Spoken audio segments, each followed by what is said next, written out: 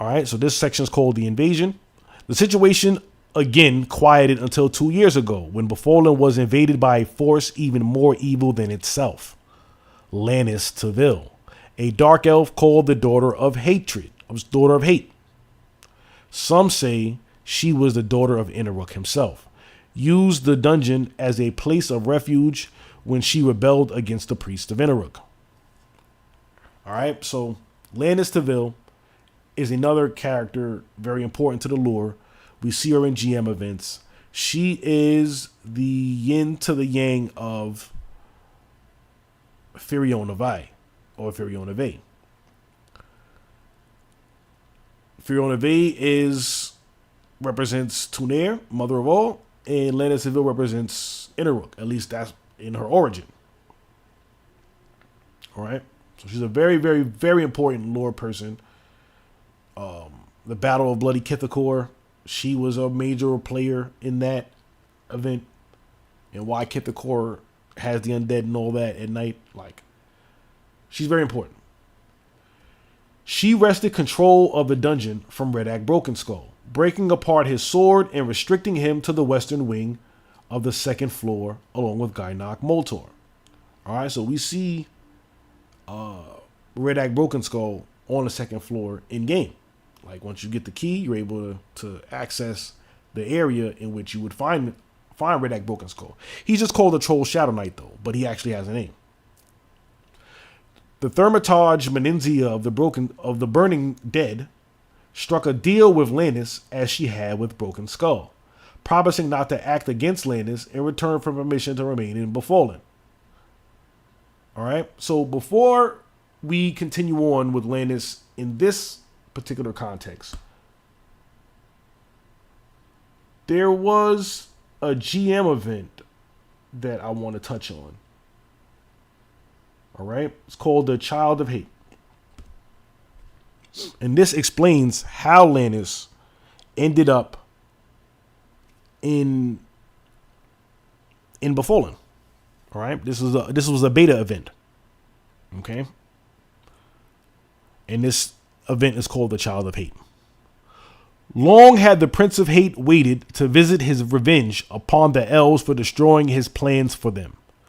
Long had he dreamt for his twisted city on the plane of hate, how the would fall to his power for their betrayal.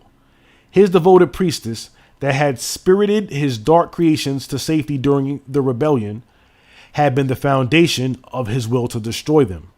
It was her that gave birth to his unholy child that would one day embody his power on the physical plane. The time had come to introduce his daughter to the world. To complete the tasks, what would bring her to power? Interrook called upon one of his faithful, Larthic, one of his old guard. All right, so he's important to the Battle of Bloody Kithakor too.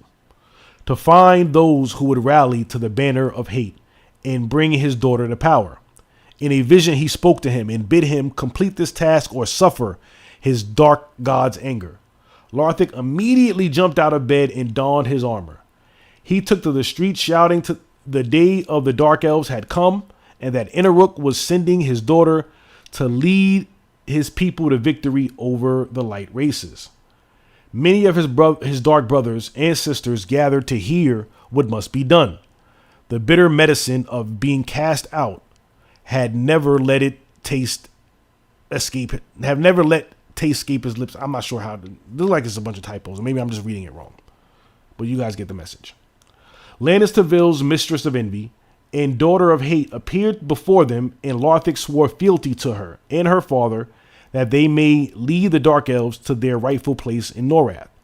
Lannis explained to the gathering that for her to come into her full powers, they must retrieve for her the sacred armor of her father, the armor of darkness, long ago entrusted to the keeping of the Crimson Teardal, his near fanatical warriors.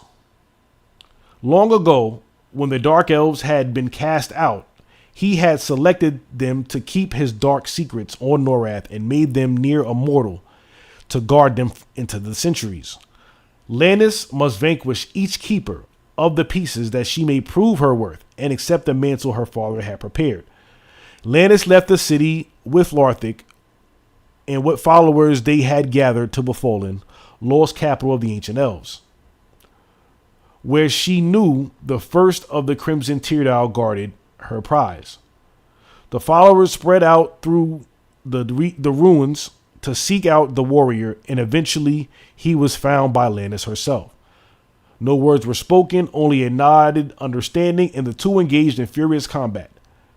Lannis's rage showed no bound, and she struck him down and licked his blood from her blade. From his arm, she took what she had come for the braces. She returned to the city with Larthic's followers, etc., etc. But that, I'm just reading that to let you know that she went for the armor of darkness, and on that quest led her first to Befallen. And that's where we're encountering her in this portion of the story. All right. So Menenzia knew that Lannis was about business. Lannis came with Larthic and some very loyal, devoted, and powerful followers. And the Burning Dead didn't want any problems.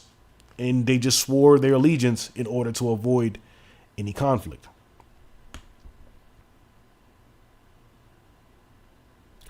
With her fanatical followers, the daughter of hatred. Well, I keep saying daughter of hatred. You know what? That's Diablo. With her fanatical followers, the daughter of hate made plans in Befallen that were intended to make her powerful enough to master Neriak, and in time, Interrook himself. Unwilling to risk the wrath of a god by interfering with her plans, one way or the other, the evil power of Befallen simply ignored Lannis, allowing her to move freely within the stronghold. All right, so that's very important, right?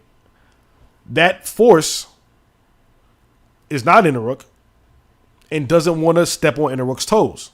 Knows Lannis's divine origins, knows that she has a predetermined purpose by a deity and that she's being monitored, and she essentially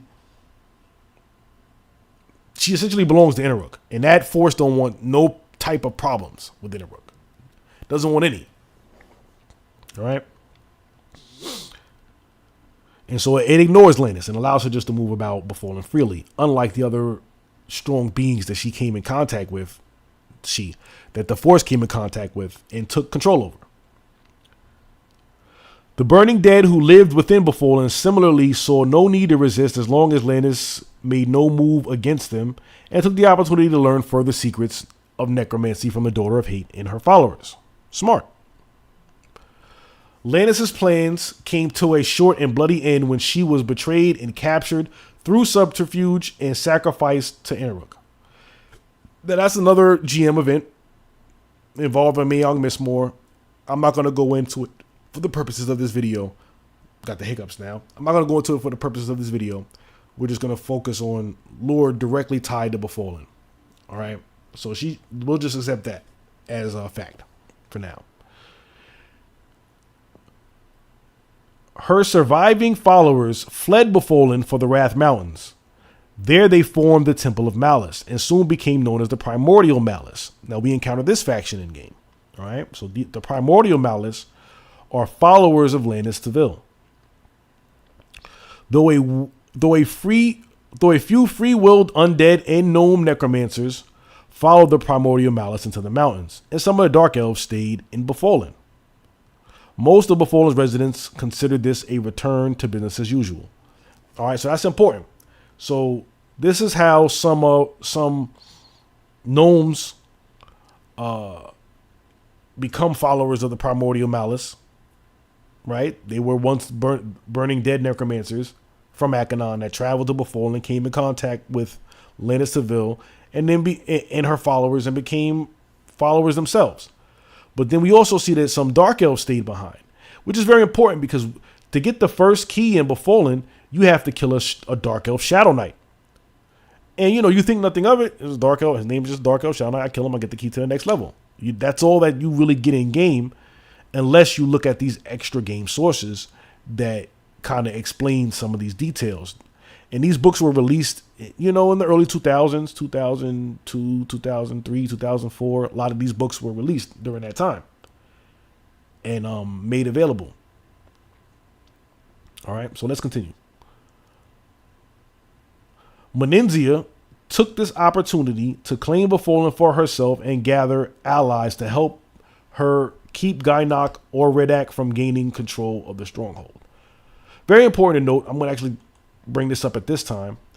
There is an expansion in EverQuest, in modern EverQuest, the Reign of Fear expansion, that has a portion dealing with the chapter House of the Fallen. All right, so in some of these expansions, you get to kind of go back in time, or in some of these expansions, there's continuations of prior lore. So let's read what the lore is of this expansion. Chapter House of the Fallen, which is a play on the name Chapter House of Mars Fist, which was the original name of Befallen, is an extension of the original Befallen, which was inaccessible until the Fear Shard crashed here. All right, so we'll get into that lore about the Fear Shard and all that at a later and greater date. Befallen was previously a military outpost built by the Order of Mars Fist, a group of knights and clerics who worship either or both Mithanil Mar and Erolasi Mar. Over time, many have entered Befallen and attempted to claim the dark power for their own. One of these was a gnome necromancer named Menenzia. All right, so she was the one who was leading the Burning Dead inside of Befallen, who gained some control over the dark power there and used it to resurrect the long dead Marnarch Jarl. Actually, this is kind of spoiling a little bit. We're going to read that section, but it's okay. A gnome necromancer who had fought the elves of Takesh long ago. We're going to get into some of that. Though he was once powerful, he had lost much from his death centuries ago. With the arrival of the Shard of Fear, he was able to use its power to gain control over the evil Befallen. At the same time, the Shard's impact opened up routes to previously inaccessible areas of Befallen. Marnarch Jarl has made his way deep into these new areas and is working on absorbing all the power from the Shard of Fear. Okay? So that's happening in later expansions, just so you know. So this lore is directly tied to the game. It's like this is canon, in case you were still on the fence. All right, but let's talk about the resurrection of Marnarch Jarl now, since it's already been exposed. The time was right for Menenzia to act. Using the lore she had gathered from the servants of Redak Brokenskull and the worshippers of Lannis, the Thaumaturge undertook the ritual to return Marnarch Jarl to life. The rite took an entire month, and involved acts of vile depravity. Menenzia forced a connection with the evil force of Befallen and called upon its power to restore Jarl to mortality. Though the effort left Menenzia exhausted, it also succeeded. She brought Marnarch Jarl back from the halls of the dead. Further, the Thaumaturge managed what no necromancer before her had in mastering the curse of Befallen. Alright, so we just read that. Whatever the force is that inhabits Befallen, it knew it had been outdone. Although it transferred its primal essence, its raw power, into the remains of High Lord William Taros, creating a risen commander of dreadful power, it granted Marnarch Jarl its authority over the undead that ruled Befallen. All right, so High Lord William Taros, he was the leader within the Order of Mars Fist that was stationed there in Befallen. All right, so he was resurrected through the power of that force, but the force recognized that whatever magic Menenzia had concocted in bringing Marnarch Jarl back to life was outside of the realm of power that the force could manifest. Okay.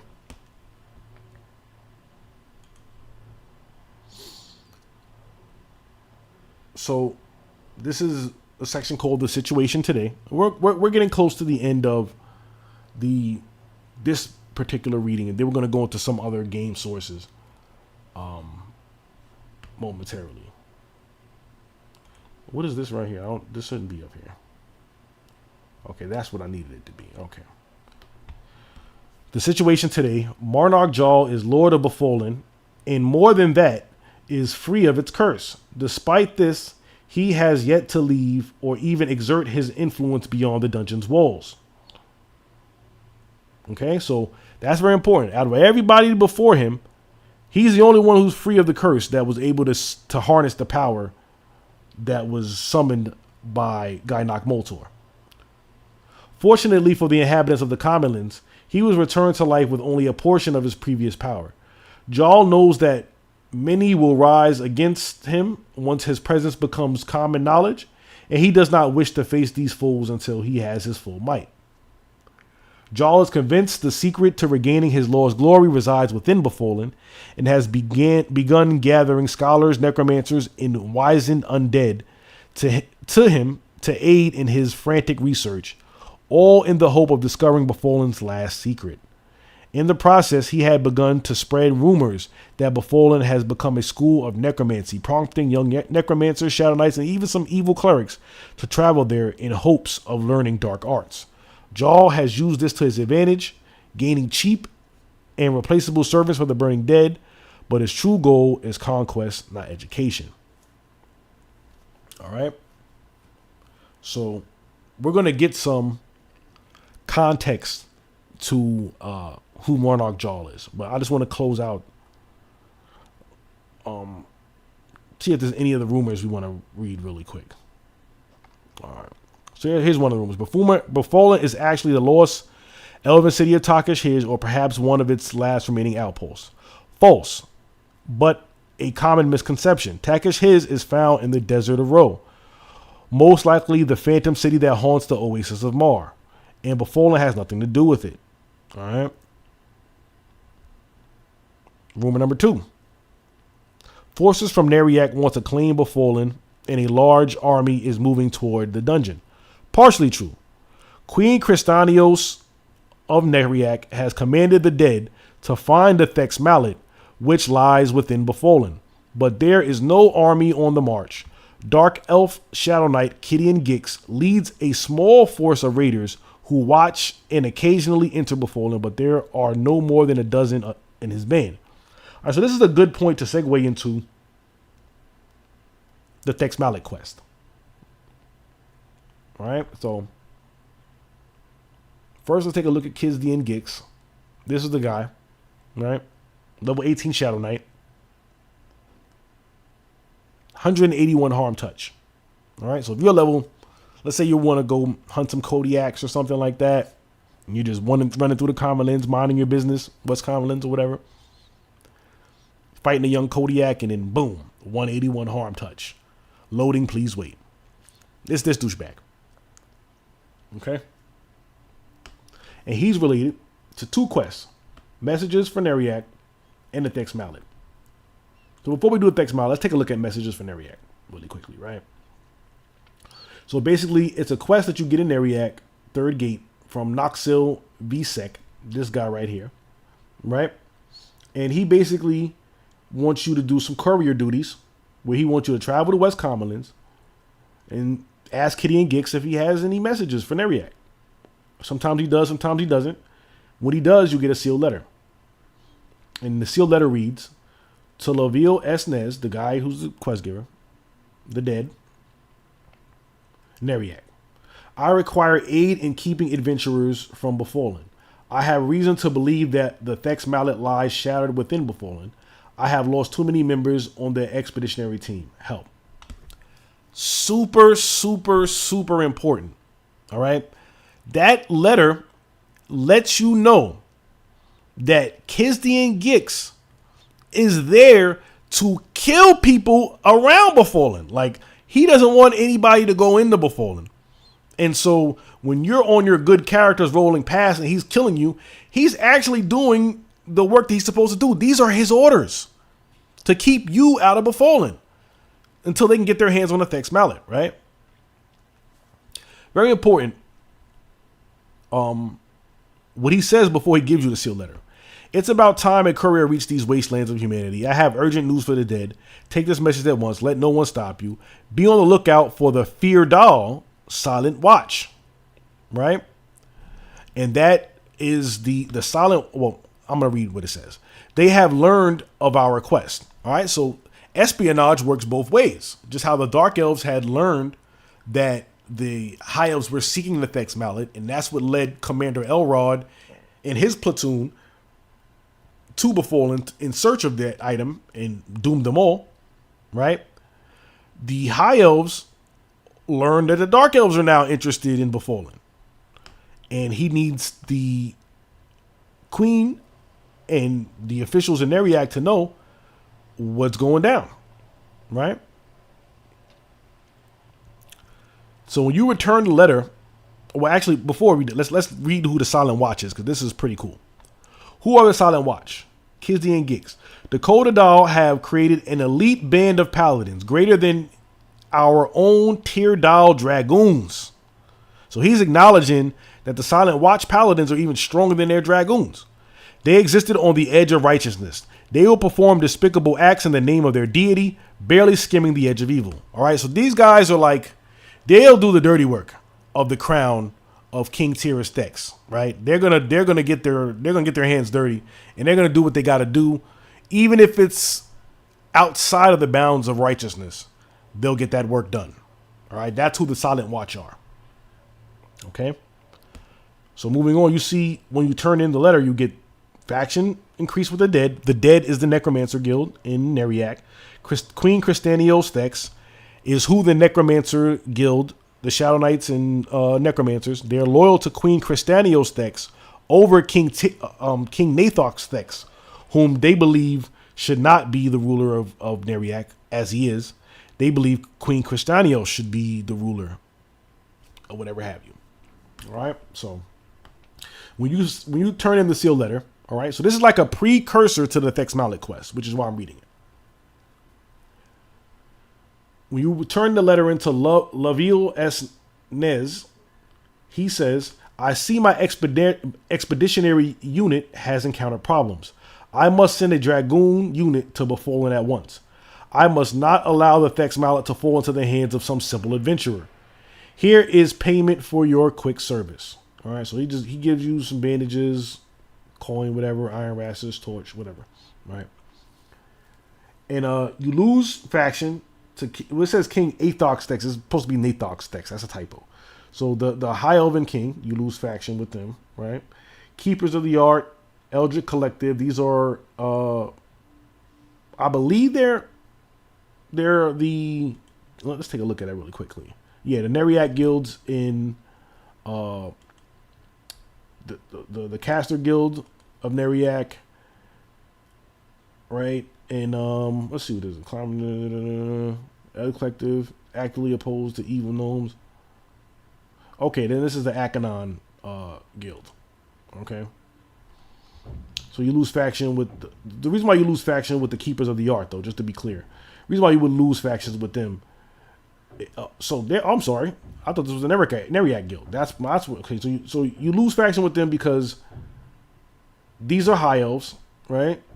And High Elven guild. This is a Nomish guild, and in the Primordial Malice, we covered that. That's the Lannis Taville guild. Y'all gotta forgive me. I'm hot and sweating because I don't want to have the AC or fan on and interfere with the recording. So if I say some things that may be off here or there, just know I'm going to be mainly accurate, and I'm going to double check myself while recording. This is one take. I'm not editing. Like, we're just going to go through this because there's so much information that I want to get out to you guys. So anything you see that may be off, just use your discernment regarding that. Okay? So moving on. So when you ask him what is Befallen, he says, long ago, Befallen was the military outpost of the Codadal. When they fled this continent for Fador, they hastily abandoned the place. All save Commander Windstream, who we encounter in game. He and a few stayed on to seek the lost Thex Mallet. All that is known is that he never found it. In the centuries since, Befallen has become a haven for the undead. All right? So the Codadal are the elves. All right, this is during the Takashish era that he's referring to, and Commander Windstream must have been.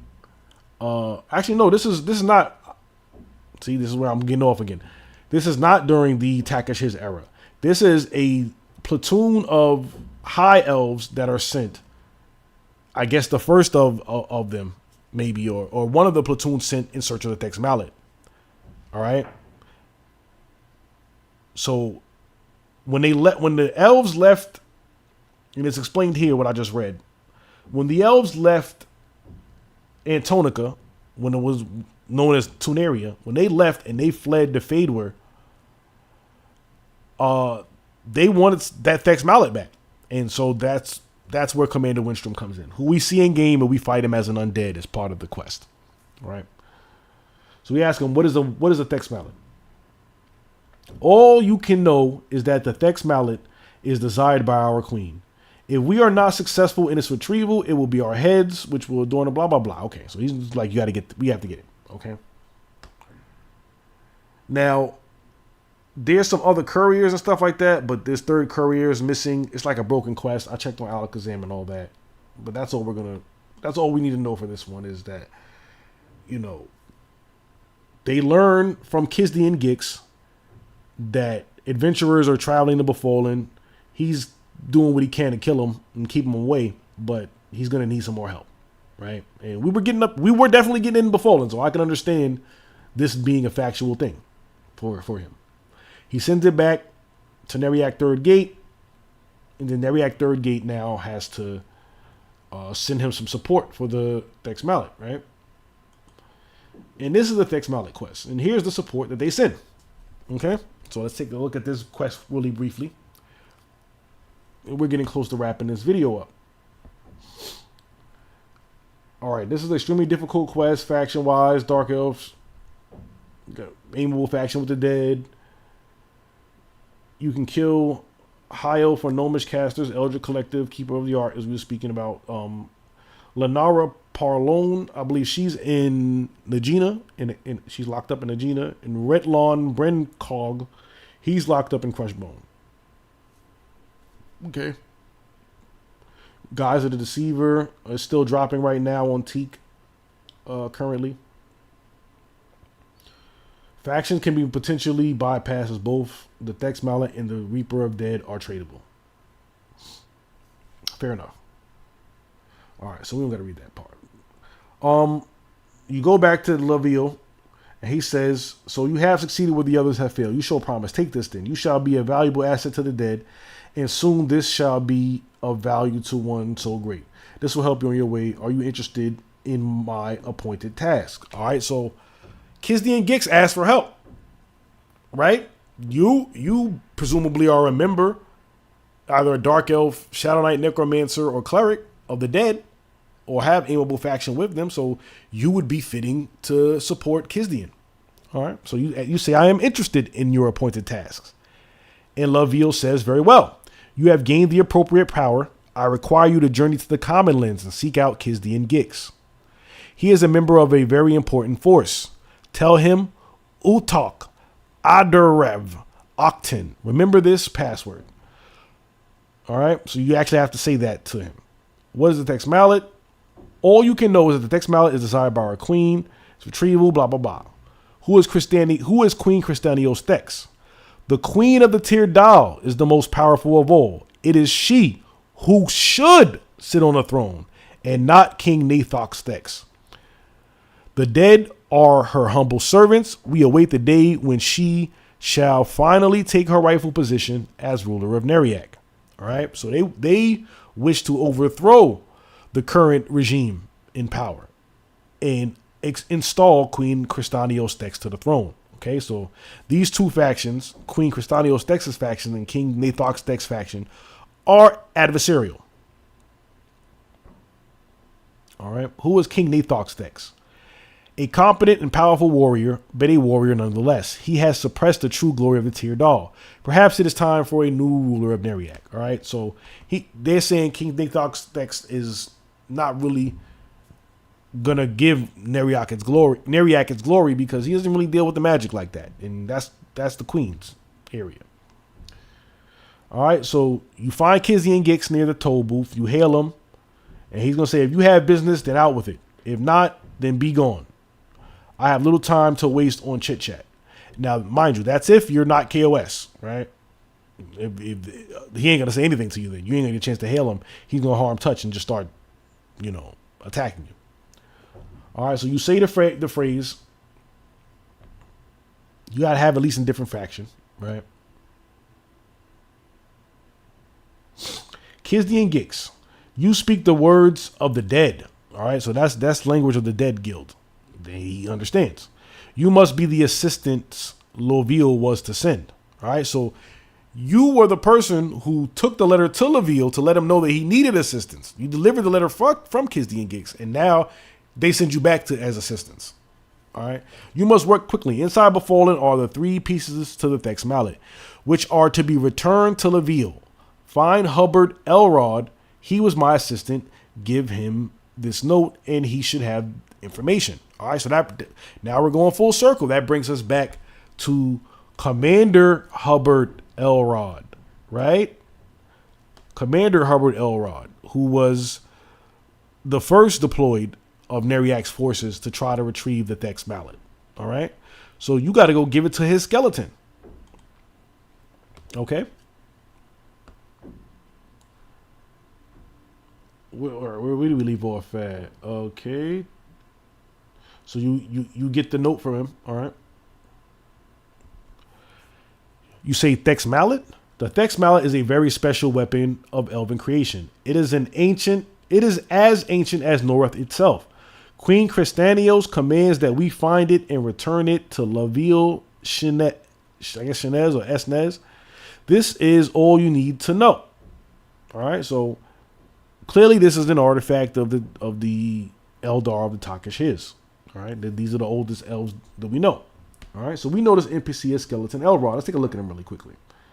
All right, so that's what he looks like. He just hangs out on Befallen, and he's on the first floor, 11 to 13. That's why he was yellow to me at level 9. He was like a level 11, and I just rooted, Ward Undead as my cleric back in 99 or whatever. So if you give him the note, this is what he says. He says, search, find Windstream, find the mallet, 1, 2, 3. All right. So Commander Elrod, Hubbard Elrod, who's a skeleton now, is undead, and formerly a dark elf, Shadow Knight, sends you to go after Commander Windstream, who is a high elf paladin, who's also undead. All right, so let's take a look at Commander Windstream. We find him on the 3rd floor. All right, when we give him the note, this spawns him on the 3rd floor. It should spawn him. Yeah, spawn on the 3rd floor after turning in the note to Commander Elrod. So he has the zombie graphic. Level 26, reasonable, whatever. But he has a piece of the Thex Mallet, right? The mallet stem. So you kill him, get the mallet stem, whatever. Right? Commander Windstream and the other Befallen necromancers are on Burning Dead faction.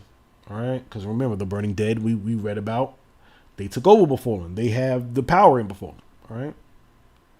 There is an elf skeleton located on the same floor as Commander Windstream, right? You can also jump down the well, too, to get down there quicker without having to get the keys. But there's an elf skeleton, all right? I'm not going to click on it. It's another skeleton.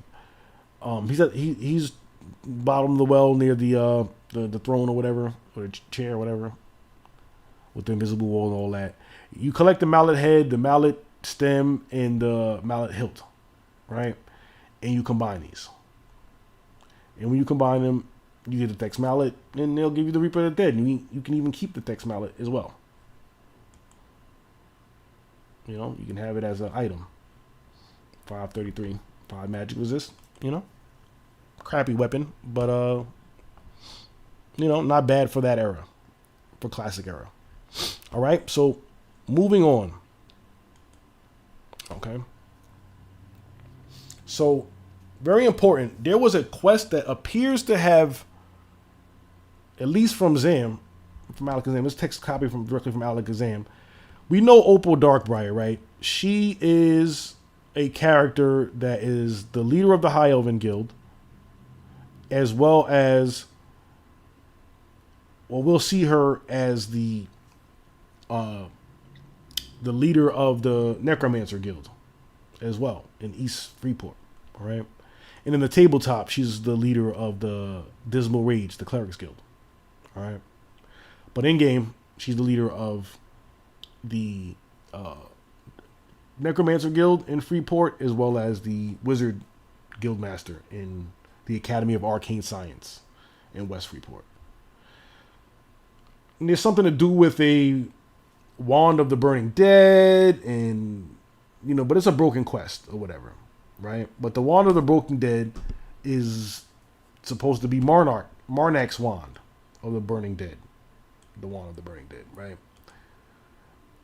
Okay, so but the monk Red Sash. We're gonna read this. We can read it from here. The monk Red Sash quest has some lore regarding Marnak Jal. So we're gonna take a look at that, right? You say, who was Marnak Jal? And from the quest giver, he tells you, Marnak Jal led a cult of necromancers who followed the burning prince, Solusek Ro. He built an army known as the Burning Dead and spread destruction and fire throughout Antonica. All right, so the Burning Dead, I may not have mentioned this, but they are followers of Solusek Ro. Okay, the necromancers who follow Solusek Ro. Right. Over the years, the Burning Dead fought many fierce and bloody battles with the paladins of Prixis, the Ocean Lord. All right, so I'll keep reading because they probably mentioned this. Though Marnak achieved many victories over the paladins, ultimately they were able to defeat him and destroy the Burning Dead. Legend says that before his defeat, Marnak created many powerful weapons and items, and wrote many books on his findings in the areas of magic. Many of these items were hidden away from the paladin forces and remain untouched, waiting for Marnak's return, as the legends go. All right, so very important. Back in the time of the elves ruling Antonica, known as Tuneria at the time, the Burning Dead were defeated by the paladins of Prixis, aka the paladins of Otis, erudite paladins. What is Marnak's Wand? Marnak's Wand is rumored to be found in the depths of Befallen. All right, so that's why we're going into this. Those who currently hold Befallen are said to be new followers of the Burning Dead, probably believing that they may one day be able to awaken the evil Marnak again. This must be stopped, and these evil items destroyed before their wicked armies grow powerful enough to leave their horrible dungeon and spread throughout Antonica. But we know that it wasn't stopped. Menenzia completed the ritual, right? What is the Sapphire of Souls? Gina. All right, but this is another artifact of Marnak Jal, the Sapphire of Souls, right? Tell me the legend. Well, actually, I'm going to read the Sapphire of Souls part. The Sapphire of Souls is rumored to be held by a thief in Aegina. No one knows how this guy obtained the sapphire, but we believe he is trying to strike a bargain with those who are currently holding Befallen. Apparently, we aren't the only ones who know of the wand's power, and this thief thinks he can make a profit from it. Sadly, his greed will surely lead to his death. Well, it's true because you have to kill him to get it. So tell me of the legend. The legend of the Wand of the Burning Dead goes basically like this. Though you may hear slightly different versions from others, Marnak did a lot of experiments and created an unknown number of diabolical artifacts and weapons. One of his creations was this wand. Marnak fashioned a charred wand from the scorched bone of a paladin of Prixis, and Solusek Ro himself created the wretched Sapphire of Souls. Then Marnak and his priests combined these with the Burning Prince's blessing to create the Wand of the Burning Dead. Marnak used this wand and its power in his evil and destructive reign over Antonica. Years later, as Marnak started losing battles to the Paladin of Prixis, one of his own followers, a necromancer named Kenox, was able to steal the wand. Sensing Marnak's defeat, Kenox made his way toward Otis, hoping to strike a deal with the Paladins for the wand. Would you like me to tell you about Kenox? So very, very quickly. All right, so Marnak Jal was a major force to be reckoned with. He was a super villain at this time. And he was not easily defeated by these Paladins of Prixis, okay? And the forces of the elves were not able to defeat him. It says that he would have won had it not been, or presumably, I don't want to say it said that he would have won. Let me be more accurate. The reason why he lost was the addition of the Paladins of Prixus. It was them. It was their efforts that brought him down in the lore, and not the efforts, presumably, of the elves. He had conquered half the continent, or would have conquered half the continent, rather, if it wasn't for their interference, as I read earlier. So let's continue. You say, I would like to tell you about Kenox. Well, Kenox, I would like you to tell me about Kenox. Well, Kenox was not as sly as he liked to think he was. Marnak knew full well what he was up to, but let him continue with his plans. Kenox had arranged to meet with 2 paladins late one night on a small island in Eru's Crossing, a place that would be considered neutral ground. Eru's Crossing being between Kinos and Otis. Sir Torin Nishal, leader of the paladins, knowing the power of the wand, was certainly not going to make any deals with the servant of Solasek Ro, and definitely not foolish enough to take any chances with this mission. Imagine the look on Kenox's face when a ship carrying more than 25 paladins, including Sir Toron, arrived at the small island. The paladins immediately captured Kenox and the wand and headed back to Urine. Would you like me to tell you what happened next to Toron? So we ask him what happened. And he says, below the deck of the ship, Toron and his men questioned Kenox and carefully inspected the wand. Toron ordered one of his men to pick up the wand and try to identify its true powers. The man picked up the wand, but was unable to decipher its magic. He handed it to Toron, just as Marnak and Solasek Ro had hoped, and the wand exploded, instantly incinerating the ship and everyone aboard, and lighting up the night sky with a giant fireball. Marnak's plan had succeeded. With the help of the Burning Prince, they had destroyed Sir Turon and an entire squad of Prixus' finest paladins. Years later, though, the paladins were able to regroup and ultimately defeat Marnak. The wand of the burning dead was destroyed and gone forever, or at least that's what we thought. This wand must never be allowed to be made whole again. So the wand, it drops in Befallen. It's called the Blackened Wand, and if you identify it, it will tell you it's Marnak's wand. All right, so this is the wand that they're talking about. The Sapphire of Souls is dropped by the priest Amaeus in Befallen. All right, this guy right here, he drops the he drops the Blackened Wand here, but the Sapphire. Oh, sorry, he's the one who drops the Blackened Wand. The Sapphire of Blackened Souls. It's when it drops as the Blackened Sapphire. All right, it drops in Nagina. It drops as the Blackened Sapphire. But when you cast a spell, there's a spell called Identify that will tell you information about items. And when you cast that spell on the Blackened Sapphire, it will tell you it's a Sapphire of Souls. Okay, so this is how you're able to learn what the item is for the quest. And that's dropped by this guy named Icaros. All right. Who's the dude they're telling you about? It's this rogue that stole it, whatever. He's in the Gina, locked up with the gem, with the sapphire. And you bring him back, you get the orange sash from the Ashen Order. Or sorry, not the orange sash, the red. You turn in your orange sash, you get the red sash, all right? And we get one more piece of lore in the monk headband quest, right? Dealing with Marnak Jaw. Okay. So this is for the purple head fan from the Silent Fist, right? But we gonna read this section here. What is the dagger of Marnak? Because this is one of the items that he wants for the quest, for the headband. So the dagger of Marnak is a diabolical weapon created by the ancient necromancer Marnak Jaw. Marnak was the leader of a small cult of necromancers who worshipped Solasek Ro. That's the Burning Dead. Marnak used this dagger in his ceremonial sacrifices to the Burning Prince to increase his own power and show his loyalty to his god. His cult grew stronger, and word of the evil acts spread all over Antonica. Legend has it that a group of paladins from Eridan, followers of Prixus, spent over 10 years searching out Marnak and his followers and finally destroyed him. Though Marnak's evil reign was put to an end, many of his books and items are still being uncovered to this day. The dagger of Marnak is now being used by the evil inhabitants who control the depths of Befallen, right? And we can get that dagger of Marnak off the Thermitages in Befallen, right?